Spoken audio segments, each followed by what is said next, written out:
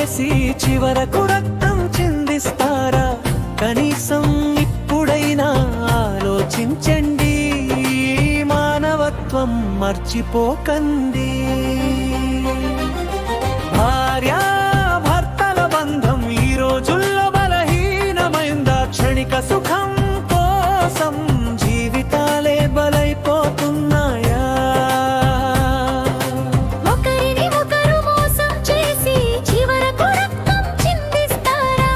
కనీసం ఇప్పుడైనా ఆలోచించండి, మానవత్వం మర్చిపోకండి.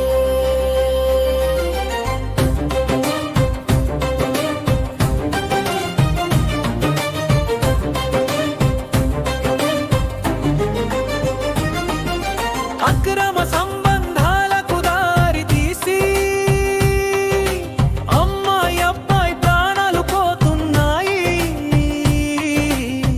భర్త చేతిలో భార్య చనిపోతుంది, భార్య చేతిలో భర్త కూలిపోతున్నాడు. వెనక మిగిలేది శవాలు కాదు, అనాథలైన చిన్న పిల్లలు. అమ్మా నాన్న లేని లోకం వాళ్లకు శిక్షగా మారింది.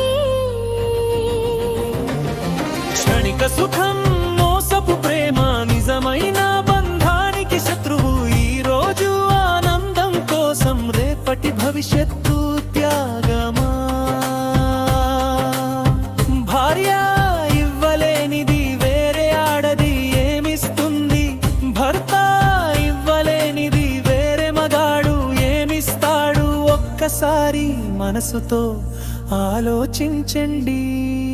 పిల్లల కన్నీళ్లలో మీ తప్పులు కనిపిస్తున్నాయి.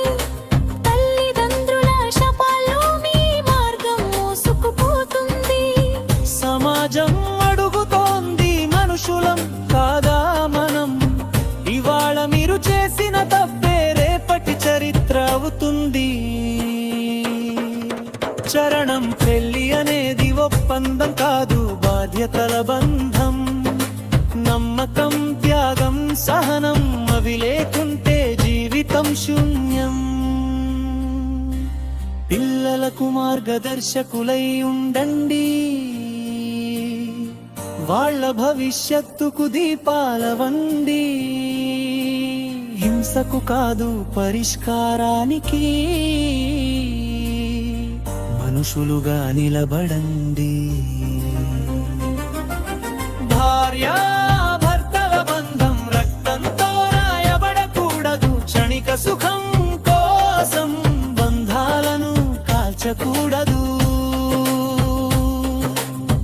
కనీసం ఇప్పుడైనా ఆలోచించండి, పిల్లల భవిష్యత్తు గుర్తు పెట్టుకోండి.